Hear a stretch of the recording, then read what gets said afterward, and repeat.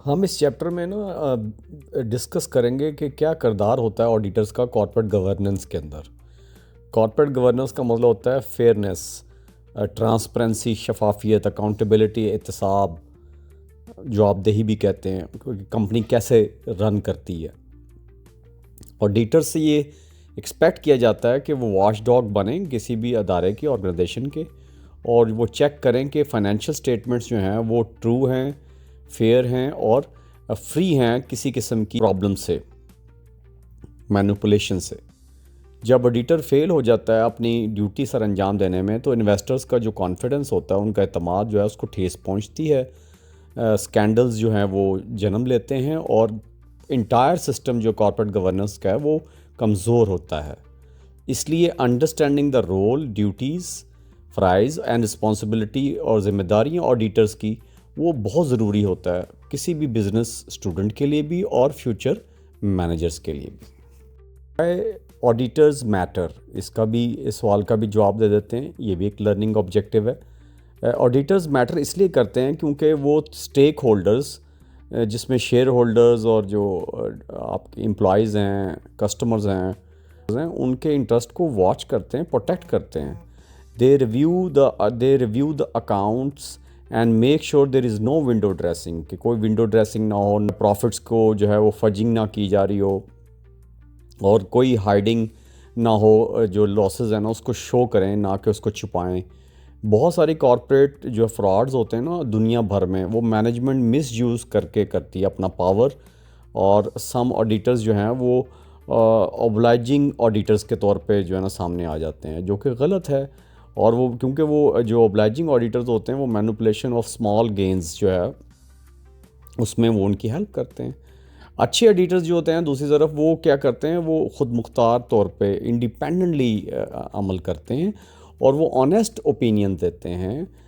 और ना उससे फिर ये होता है कि भरोसा होता है कि फ़ाइनेंशियल रिपोर्टिंग जो वो कर रहे हैं और कॉर्पोरेट गवर्नेंस के ऊपर वो अपनी ओपिनियन जो है, अपने व्यू पॉइंट भी जो है वो सही तरीके से पेश करते हैं। अच्छा, तीसरा जो लर्निंग ऑब्जेक्टिव ये हुआ है कि जी what is an audit. Audit क्या होता है?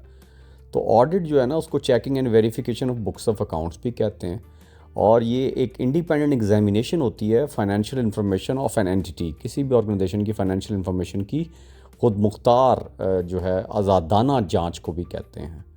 जहाँ पे चाहे वो बिग एंटिटी है, चाहे वो स्मॉल है, प्रॉफिट मेकिंग ऑर्गेनाइजेशन है या नॉन प्रॉफिट मेकिंग ऑर्गेनाइजेशन है या नॉन ट्रेडिंग कंसर्न भी कहते हैं। और मकसद क्या होता है कि जो ओपिनियन है on whether the financial statements are prepared according to accepted accounting policies and legal requirements, उसको देखा जाए। सादा अल्फाज में अगर हम कहना चाहें इन द नट शेल के एन ऑडिट चेक्स, के ऑडिट चेक करता है कि are the numbers given are reliable, वो काबिल भरोसा हैं जो नंबर्स पेश किए जा रहे हैं, जो स्टैट्स, जो डिजिट्स, और are they following the rules, और वो रूल्स के मुताबिक हैं, उसको उसकी कंप्लायंस में है। And do they present a true and fair view of the business, और क्या वो एक जो है हकीकत पर मबनी तस्वीर पेश कर रहे हैं बिज़नेस की। अच्छा, ऑब्जेक्टिव्स ऑफ एन ऑडिट भी एक लर्निंग ऑब्जेक्टिव हो सकता है कि ऑब्जेक्टिव्स क्या होते हैं ऑडिट के। तो मेन जो ऑब्जेक्टिव होता है, बुनियादी मकसद होता है फाइनेंशियल ऑडिट का, वो ये होता है कि ऑडिटर्स जो है वो इनेबल करता है ऑडिटर्स को, इस काबल करता है ऑडिटर्स को कि वो एक्सप्रेस कर सकें अपनी opinion on the financial statements. तो फाइनेंशियल स्टेटमेंट में अपनी पेशावराना राय दे सकें बग़ैर किसी तरद्दुद के, और एक जो है शफाफ तरीके से और ईमानदाराना तरीके से। ऑडिटर्स चेक करता है कि वेदर स्टेटमेंट्स जो हैं वो जो प्रिपेयर की गई हैं वो रिकॉग्नाइज्ड अकाउंटिंग पॉलिसीज़ के मुताबिक है, प्रैक्टिसेस के मुताबिक हैं, जैसे इंटरनेशनल फाइनेंशियल रिपोर्टिंग स्टैंडर्ड्स के मुताबिक हैं, जो कंपनीज़ एक्ट है पाकिस्तान में 2017 उसके मुताबिक हैं। इसी तरीके से आपके जो कोड है, कोड ऑफ कंपनीज़ है, उसके मुताबिक हैं, इस बहुत और मुख्तलिफ लॉज के मुताबिक हैं कि नहीं। एट द सेम टाइम, और इसी तरीके से the audit helps in detecting material miss statements, तो कोई बहुत ज़्यादा जो है वो मिस स्टेटमेंट्स की हों, बड़ी गलतियाँ की गई हों, एरर्स की गई हों, और इवन फ्रॉड किए गए हों, तो उसको भी जो है वो सामने लाता है, डिटेक्ट करता है। Through this process the audit support transparency and strengthen corporate governance. तो कॉर्पोरेट गवर्नेंस को मजबूती मिलती है जी, और शफाफियत सामने आती है ये प्रोसेस को फॉलो करने से। अच्छा, टाइप्स ऑफ ऑडिट की भी बात कर लेते हैं। ये भी एक लर्निंग ऑब्जेक्टिव है कि फाइनेंशियल जो आपका ऑडिट है ना, उसमें फाइनेंशियल स्टेटमेंट ऑडिट तो हमने अभी बात भी की है, लेकिन there are 3 major types of audit discussed in this chapter. Number 1 है फाइनेंशियल स्टेटमेंट ऑडिट, नंबर 2 है कंप्लायंस ऑडिट, नंबर 3 है ऑपरेशनल ऑडिट। अब जो फाइनेंशियल स्टेटमेंट ऑडिट होता है ना, वो चेक करता है कि ओवरऑल फाइनेंशियल स्टेटमेंट्स जैसे balance sheet, income statement, cash flow statement, ये इनको वो चेक करता है, इन पे ज़्यादा फोकस होता है। और कंप्लायंस ऑडिट ये होता है कि वो वेरीफाई करता है, वो जांच जो है वो उसको वेरीफाई करता है कि कंपनी जो है वो स्पेसिफिक जो रूल्स, रेगुलेशंस एंड पॉलिसीज हैं set by the authorities, SCCP, ICAP, IFRPS, international financial reporting standards, उनको फॉलो कर भी रही हैं कि नहीं। और थर्ड जो ऑपरेशनल ऑर्डर होता है ना, वो बेटा रिव्यूज़ करता है प्रोसीजर एंड मेथड्स को, कि how efficient and effective the operations are, कि जो कितने एफिशिएंट और इफेक्टिव हैं ऑपरेशंस के, जो किस तरीके से ऑपरेशंस को परफॉर्म किया जाता है। इसमें कंपनी के तरीक़ेकार और प्रोसेसेस को चेक किया जाता है कि वो कितने मौसर और कारआमद हैं। अच्छा, हु इज़ एन एडिटर, ये भी एक लर्निंग ऑब्जेक्टिव है कि ऑडिटर होता कौन है। तो एन ऑडिटर जो होता है ना, वो प्रोफेशनली क्वालिफाइड पर्सन होता है। जैसे यहाँ पे चार्टर्ड अकाउंटेंट है, CPA अमेरिका में हैं चार्टर्ड अकाउंटेंट। इसी तरीके से आपका ये कंपनी अपॉइंट करती है कि वो ऑडिट करें। तो ऑडिटर जो है प्रोफेशनली क्वालिफाइड पर्सन होता है, एक आम तौर पे ये चार्टर्ड अकाउंटेंट होता है और अपॉइंटेड बाय द कंपनी कि वो एक ऑडिट को परफॉर्म करे। और वो या वो अब मेल है या फीमेल हैं ऑडिटर, वो फिर सर्टिफाई करते हैं अकाउंट्स को कि वो नॉर्मल अकाउंटिंग स्टैंडर्ड्स के मुताबिक हकीकत पर मबनी हैं कि नहीं, यानी सही होने चाहिए, दुरुस्त होने चाहिए। ऑडिटर रिप्रेजेंट करता है शेयर होल्डर्स को और एक्ट करता है as a link, as a bridge between company के दरमियान, गवर्नमेंट के दरमियान, इन्वेस्टर्स के दरमियान, बैंक्स और अदर स्टेक होल्डर्स के दरमियान। तो ये सब को जो है वो आप कह लें कि लिंक कर देता है, आपस में मिला देता है तमाम स्टेक होल्डर्स को, तो दरमियान एक पुल का किरदार अदा करता है। अब हम बात कर लेते हैं टाइप्स ऑफ ऑडिटर्स की। ये भी एक लर्निंग ऑब्जेक्टिव है बेटा कि टाइप्स ऑफ ऑडिटर्स कौन होते हैं। तो इंटरनल ऑडिटर्स जो होते हैं, और एक होते हैं इंडिपेंडेंट या एक्सटर्नल ऑडिटर्स, और एक होते हैं गवर्नमेंट ऑडिटर्स। जो इंटरनल ऑडिटर्स होते हैं वो एम्प्लॉयज़ होते हैं ऑर्गेनाइजेशंस के, और वो रिव्यू करते हैं इंटरनल कंट्रोल, ऑपरेशंस, और हेल्प करते हैं मैनेजमेंट को कि उनकी जो एफिशिएंसी है उसको बेहतर किया जा सके। जो इंडिपेंडेंट या एक्सटर्नल ऑडिटर्स होते हैं वो आउटसाइड फर्म्स होते हैं, लाइक CA, CPA फर्म्स। ये प्रोवाइड करते हैं independent opinion on the financial statements. और जो गवर्नमेंट ऑडिटर्स होते हैं वो work for the government agencies and check whether business के और या डिपार्टमेंट्स हैं वो सही तरीके से टैक्स लॉज को फॉलो कर रहे हैं या अदर रेगुलेशंस को। तो वो गवर्नमेंट एंटिटीज़ के लिए होते हैं।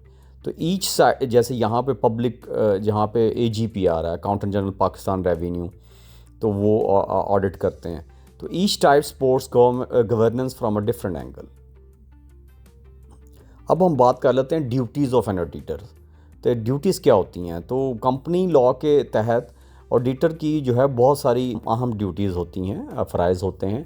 पहले तो इसे चेक करना चाहिए कि लोन्स और जो एडवांसेस हैं वो प्रॉपरली सिक्योर्ड हुए हैं, और वेदर जो ट्रांजैक्शंस हैं, लेन देन हैं, वो जेन्युइन हैं, यानी वो ठीक हैं और नॉट हार्मफुल और नुकसानदेह नहीं हैं कंपनी को।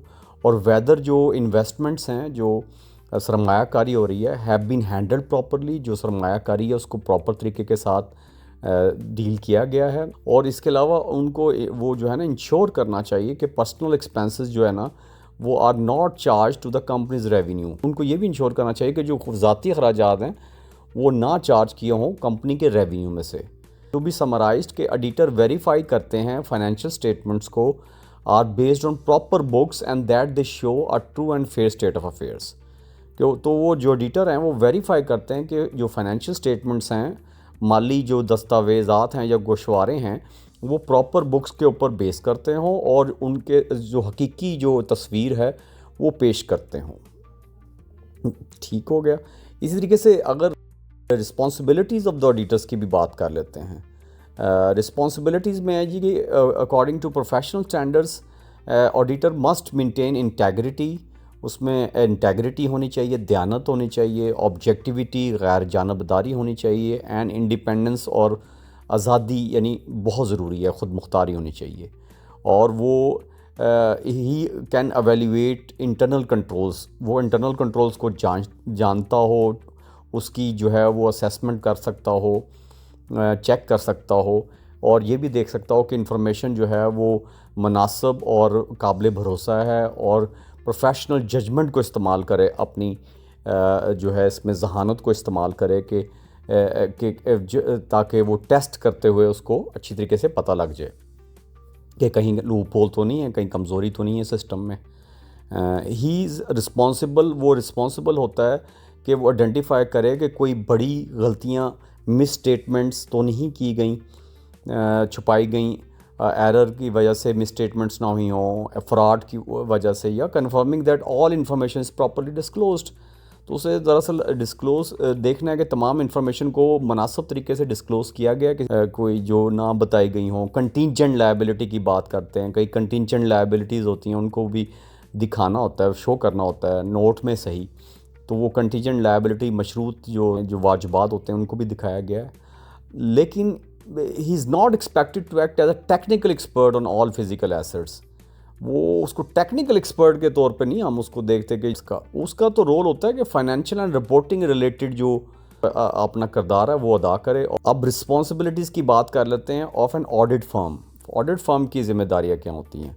एक ऑडिट फर्म को जो है ना, वो स्ट्रॉन्ग क्वालिटी कंट्रोल पॉलिसीज़ होनी चाहिए। वो उसको इंश्योर करना चाहिए कि उसका स्टाफ कॉम्पिटेंट होना चाहिए, ख़ुद मुख्तार होना चाहिए, और एथिकल प्रिंसिपल्स जो है उसको फॉलो करता हो।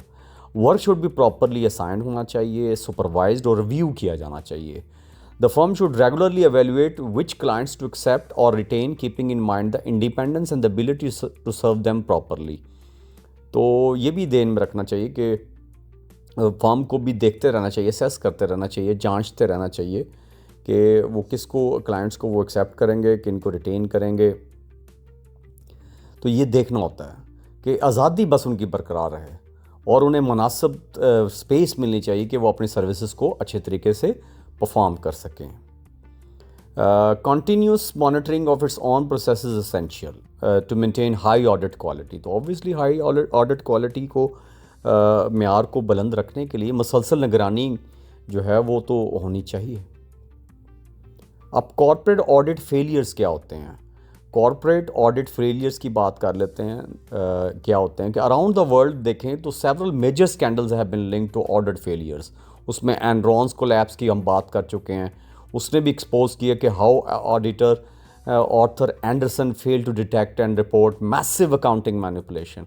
कितनी बड़ी जो मैनिपुलेशन हो रही थी, दो नंबरी हो रही थी, उसको वो जो है नहीं बता सके, डिटेक्ट कर सके, और इवन डॉक्यूमेंट्स को डिस्ट्रॉय कर दिया। इस तरीके से अदर फर्म्स हैं like Ernst and Young and KPMG, उन्होंने भी इस तरह के केसेस फेस किए हैं कि audit quality was questioned. KPMG है। तो these events damage public trust करते हैं और showed what happens when editors do not act independently and actually. तो ये तो फिर क्वेश्चन मार्क हो गया ना कि ऐसे वाक़यात ने अवाम का एतमाद बुरी तरह हिला देता है, और ये सबक देता है कि जब ऑडिटर्स आज़ाद और बाअखलाक ईमानदार ना रहें तो पूरा सिस्टम मुतासर हो जाता है। वो इतने कॉम्पिटेंट होते हैं कि लोग उनकी इंटेग्रिटी की और उनके ऊपर ये बिलीव करते हैं कि वो ऐसा नहीं करेंगे। सार्बीन्स-ऑक्सले एक्ट की बात कर लेते हैं। SOX की 2002 SOX कहते हैं, सार्बीन्स-ऑक्सले एक्ट। एनरॉन और वर्ल्डकॉम के जो स्कैंडल, उनके बाद जो US से है ना, उसने सार्बीन्स-ऑक्सले एक्ट 2002 मुतारफ़ कराया, और जिसने टाइट कर दिया पब्लिक लिस्टेड कंपनी और उनके ऑडिटर्स के रूल्स को, और रिस्ट्रिक्ट किया कि ऑडिट फर्म्स जो हैं वो कुछ कंसल्टेंसी सर्विसेज प्रोवाइड कर सकती हैं ऑडिट क्लाइंट्स को, और उनके ऊपर जो है वो ओवरसाइट बढ़ाई, उनको वॉच डॉग की तरह उन्हें देखने लग गए, और इंक्रीज़ कर दी उनकी मिसकंडक्ट के ऊपर पेनल्टीज़ के। भाई जुर्माने होंगे तो बुरा फेल करेंगे तो the goal was to restore investor confidence, क्योंकि इन्वेस्टर का कॉन्फिडेंस बहुत ज़्यादा शेक हो गया था एनरॉन और वर्ल्डकॉम स्कैंडल के बाद, तो उसको रिस्टोर करना ज़रूरी था। इसलिए फिर ये इस तरह के कदम उठाए गए, और कॉर्पोरेट गवर्नेंस को इम्प्रूव करने के लिए, ऑडिट क्वालिटी को बेहतर बनाने के लिए। इसी तरीके से Indian companies act 2013 and auditors, उसकी भी बात कर लेते हैं। इंडियन कंपनीज एक्ट 2013 जो है वो gives detailed provisions on auditors roles and responsibilities. वो बिल्कुल क्लियरली बता रहा है कि ऑडिटर्स के रोल्स और रिस्पॉन्सिबिलिटीज़ के मतलब तमाम जो शिक्के हैं उनको बताता है। और ये डील करता है appointment and reappointment of auditors से, उनकी टर्म कितनी होगी, उनकी रोटेशन कब हुआ करेगी, मैंडेटरी और पावर्स एंड ड्यूटीज़ क्या होंगी, लायबिलिटीज़ क्या होंगी in case of unlawful acts और मिसस्टेटमेंट्स। तो वो अगर ये करेंगे तो सब कुछ बता दिया गया है। और ये आल्सो इंट्रोड्यूस की बॉडीज़ लाइक NFRA भी उन्होंने इंट्रोड्यूस कराई ताकि वो ओवरसी कर सके ऑडिट क्वालिटी को और एक्शन ले सकें जहाँ पे ज़रूरत पड़े। तो दीज रिफॉर्म्स ऑब्वियसली ये इनका मकसद था कि स्ट्रेंथन किया जा सके कॉर्पोरेट गवर्नेंस को और इन्वेस्टर्स को प्रोटेक्ट किया जा सके, उनका तहफ़्फ़ुज़ किया जा सके। तो governance committees and auditors role भी देख लेते हैं। तो governance committees and auditor roles की जब हम बात करते हैं तो सेवरल कमेटीज़ जो वर्ल्ड वाइड हैं have examined the auditors role in corporate governance.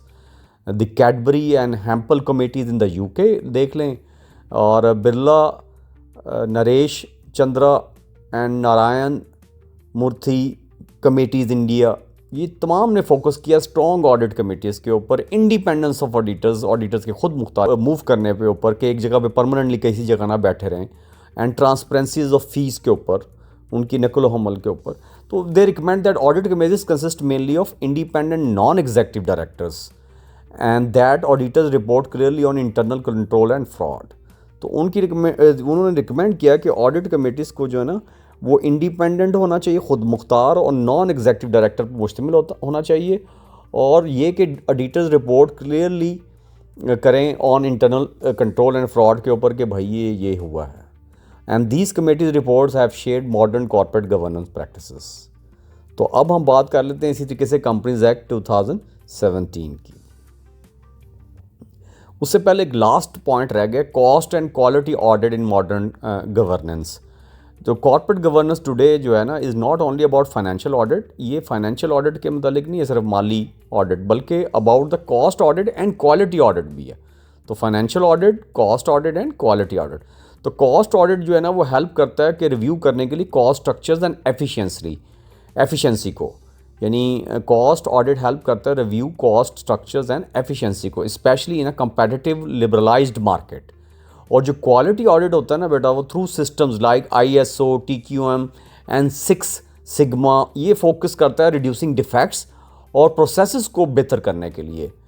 Internal जो ऑडिटर्स होते हैं ना और कॉस्ट जो ऑडिटर्स होते हैं वो वर्क करते हैं विद स्टैट्यूटरी ऑडिटर्स के साथ, और ताकि strong framework for efficiency, transparency and long term competitiveness जो है ना वो क्रिएट किए जा सके। ठीक है ना, कारकर्दगी, शफाफियत और लंबे अरसे तक की जो मसाबकत है उसको बेहतर बनाया जा सके। Thank you.